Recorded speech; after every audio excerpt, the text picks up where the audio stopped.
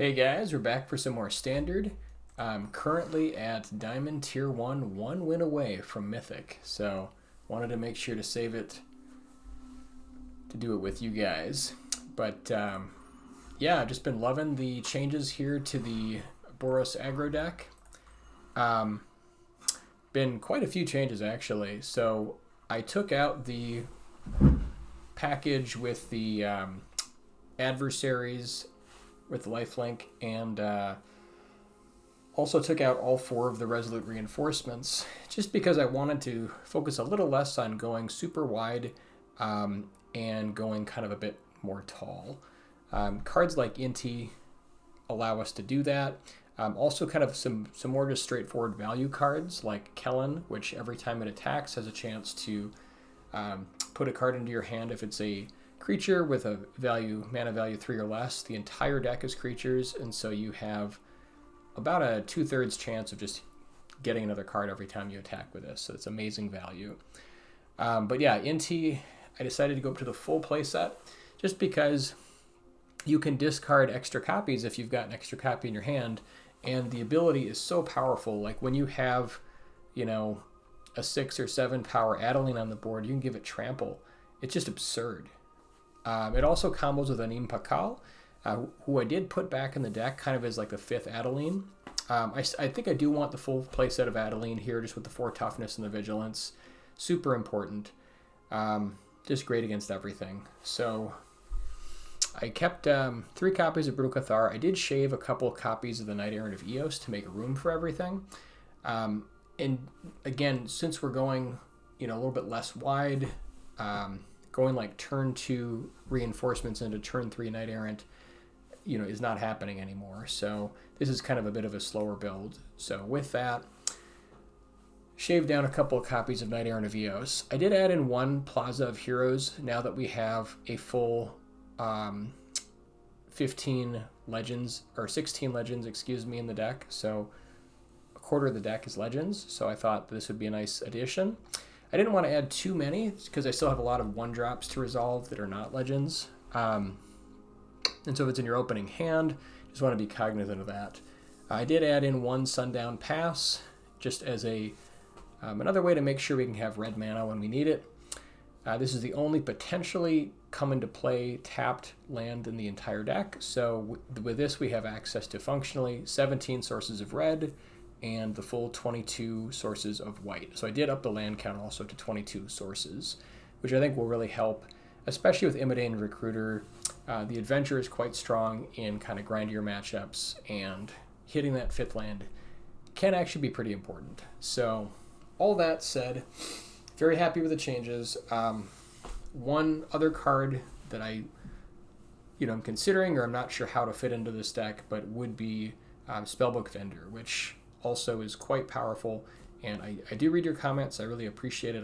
One of my viewers had a comment where basically mentioning this is a really powerful card, specifically against like Wandering Emperor, being able to give vigilance to all your creatures or whatever you need, and also just a great card in general. So maybe I can find room for like 1 or 2 copies. I don't think you want like the full play set because it does get a bit diluted, you know, the more of those you have. So maybe 1 or 2 copies somehow. I don't know, again, what I would cut. But all that said, let's hop into some games.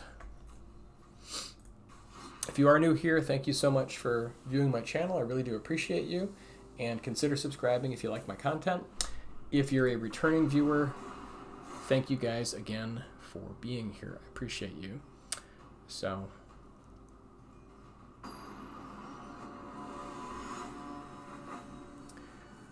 here we are.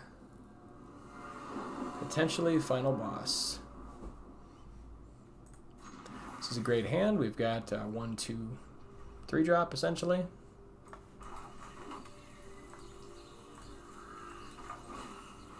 Getting Kellen on turn 2 just feels so good. Also with Secluded Courtyard, we can actually get the adventure part of this, which is kind of funny. Or with Mirac's tokens as well.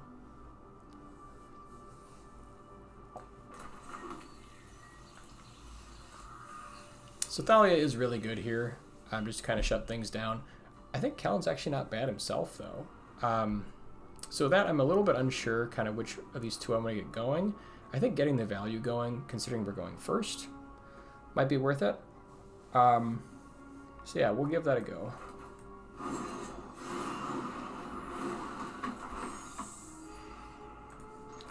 But both of these are playing really well against mono red, so it makes them think about just going straight face. Oh, I guess this is a very different deck. This is the combo deck.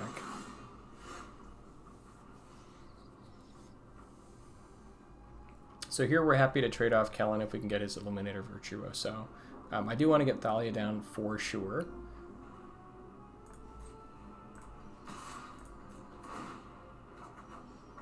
And getting Anim Pakal feels pretty good.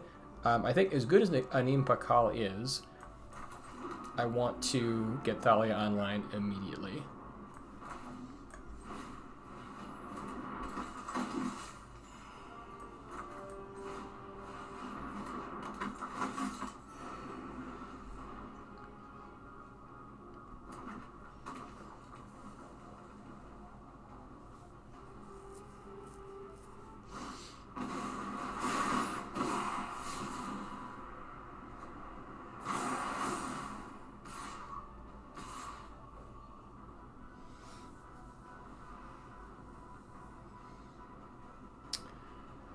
So he's showing essentially 6 damage here. He's not able to cast any more spells, thanks to Thalia, so we can trade here for at least Swift Spear.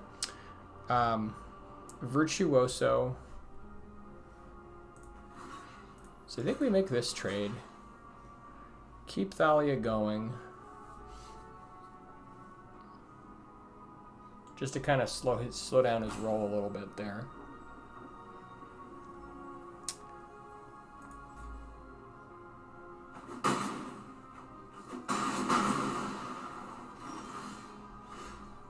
Okay, Inti is perfect here. Anim Pakal is also very good. However, getting Inti going on Thalia is really, really good, because then we can trade. So I think we'll start with Inti, see what we draw, and then potentially play Officer afterwards.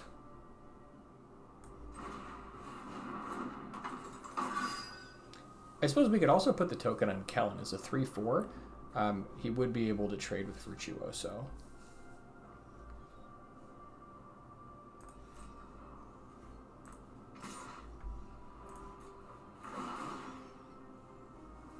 A little bit leery about discarding Thalia, but maybe it is the right move here.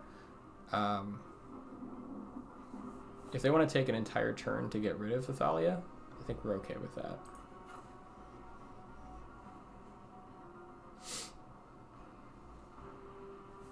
And Anim Pakal, if we play it, can start making creatures attack to get extra damage in. Although he's, I think, planning to be using Homestead Courage again. So, yeah, I don't think it really matters too much here.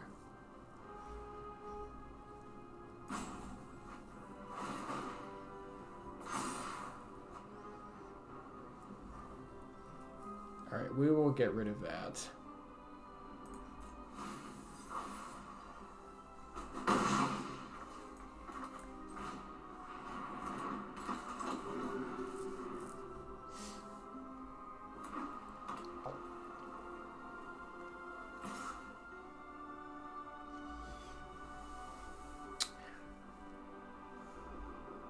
So he could have potentially like 2 +3/+3s, should make it a 9/9. He would need Monstrous Rage plus the new one that's +3/+3 on the attack. And then he would get to use Connive also. So we at least want to make sure we're blocking here. We might have to throw Inti under the bus here as well. So I think if he gets like Monstrous Rage, then this is a like a 6 power, and then 7 is 14. He could do another one. I think we got to probably use both here.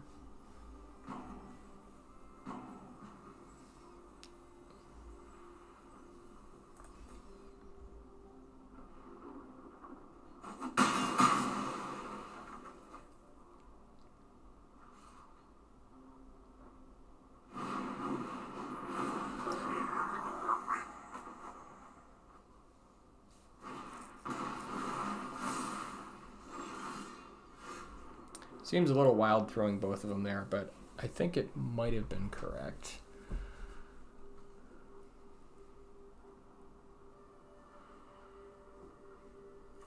So the Nimpakal, we can get a little 1/1 going, which isn't super useful right now. I think instead we want Adeline. He'll just block the token, so I think we just attack, see what we get, and go from there.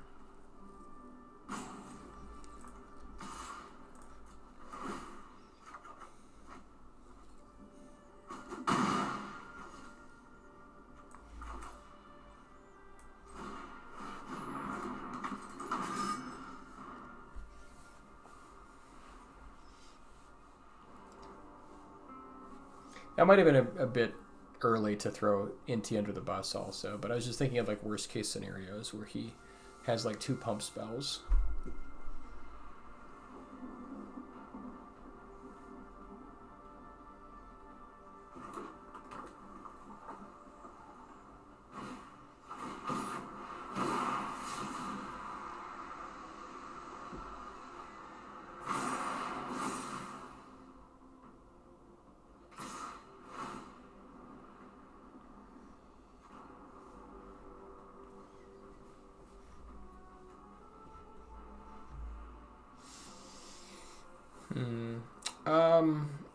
Yes, this is pushing 10. This will be pushing another 6. Got to assume he's got something here. Don't know if he has trample, so we might, if we throw both of them away, I guess that gives us some options, but it will also free up his mana, which I'm not a fan of.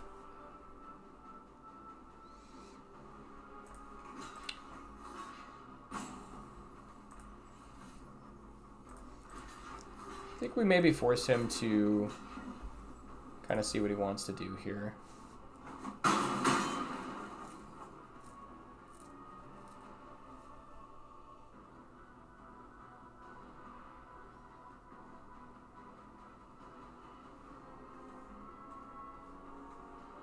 Oh god, I just realized this shrunk Adeline's power. That was a mistake. Whew.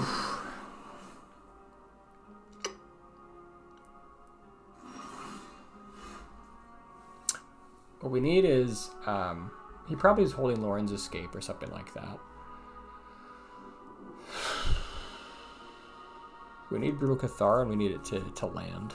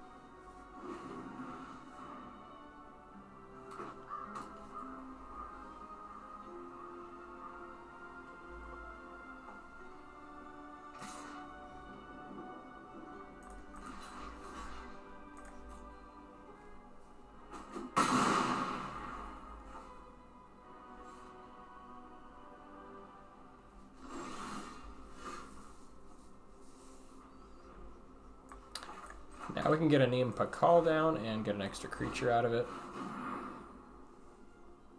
Unless he's got nonsense.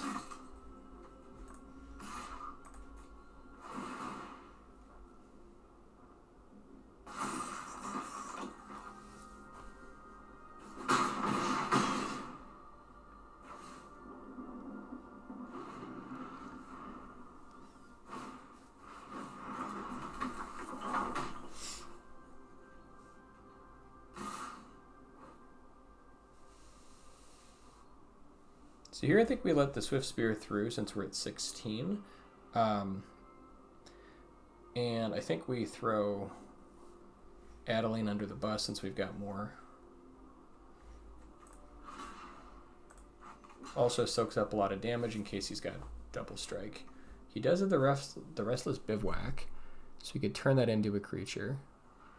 Yeah, I think we block like this.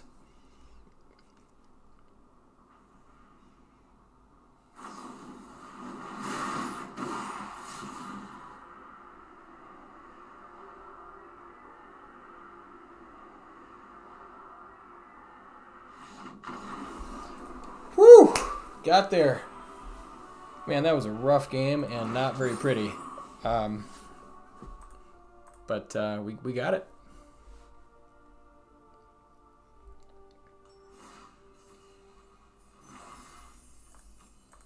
All right, let's see where we're sitting. Mythic 138. All right. It's going to be a short one because I've got some stuff going on today, but thanks so much for watching, guys. I appreciate all of your feedback, your comments. They make a huge difference, and they've really helped on the journey of this deck. So I think I like where everything's at right now. Again, if I was going to add a card, I would find a way to get some Spellbook Vendors in here. But other than that, I think it's feeling pretty good. 22 sources, feels a little bit better. It's a little bit mana hungrier than some of the other decks I've run. Certainly a bit more hungry than mono red. 22, I could see maybe 23. Right now, 22 feels good. And let's look at the overall stats of the deck here real quick.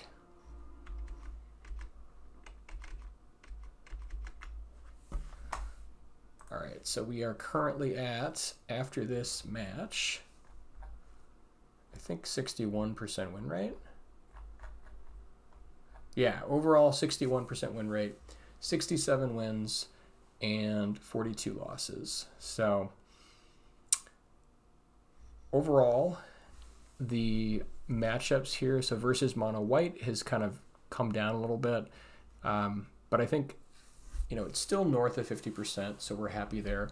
Mono red has actually gotten better, believe it or not.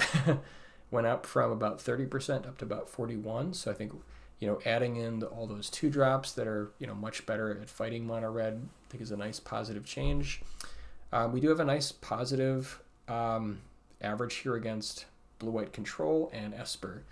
Part of the reason there is because I think Immodane's Recruiter is just a complete bomb against those decks. They are just not ready for it. Same with mono blue, currently 6-0. We're 50-50 with the mirror, no surprise there. I think this is pretty close to, you know, maybe some of the other decks the mirror is running, but 6-0 against Selesnya, so happy to see that. As typically enchantments is a pretty tough matchup. Against the Picnic Ruiner, kind of get their deck, we're currently 60%, 3-2, which feels about right. I mean, that deck does have some unbelievable, unbeatable draws. Rakdos, I think this is like Anvil / other stuff, about 50-50. And again, I think that's going to come up with sort of, you know, the more singular focus we have with our creatures as opposed to going wide. Mono green, currently 4-0. Mono black, 3-0. Jund is rough. This is kind of a value deck where we have just gotten stomped. Yeah, black-white, this might be like Cleric's Life Gain nonsense. We're 50-50. Simic, which I think is the like Teething Wormlet deck, currently 2-0, so happy about that. Golgari, we're 1-1. Another sort of like value deck. And then against like Alara / Domain, it's pretty rough. So I think that you know, there's various versions of that deck, but it's not looking good. So maybe some of these changes can help. I certainly hope it does. But yeah, so you know, I guess like looking at all this stuff, our tough matchups are mono red, the mirror, and domain, and then other than that, and Jund, and everything else is looking pretty decent. So yeah, overall, I would recommend this deck if you plan to climb to Mythic, and I wish you guys all the best.